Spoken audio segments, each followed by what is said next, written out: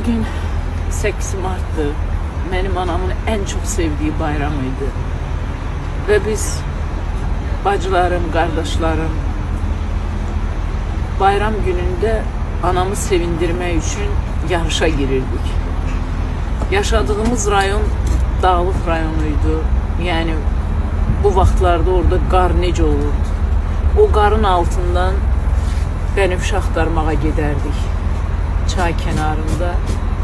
Kim o bənövşəni tapıb anama bir dənəsini də gətirsə günün qəhrəmanı olur. Hər il bu vaxtı hardan olur olsun, hətta xatırlayıram bir dəfə Gürcüstandan gətirmişdim bənövşəni. Anama bənövşə tapıb gətirərdim. Bu il onsuz qeyd edirəm 8 Mart'ı. Düzdür, bugün onun məzarının, atamın, anamın məzarını güllər əkirəm. Orada bənövşə yoxdur. Anamın sevdiyi nərgiz çiçəyi var. Bənövşəni Ağdərədən gətirəcəm. Nə demək istəyirəm sizə?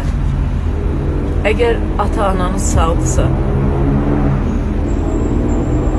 nəinki bayramlarda, çalışın ki, bütün günlərinizi onlarla birlikdə keçirəsiniz. Çünki itirdikdən sonra çox böyük dərd olur içinizdə ki, onlara çox zaman ayırmamışsınız. Düzdür, anlayıram, işimiz çoxdur, həyat mücadiləsi veririk, savaşırıq, ailə, uşaq, nə? Amma bir dəqiqədə boş zamanınız varsa, ana-atanıza ayırın.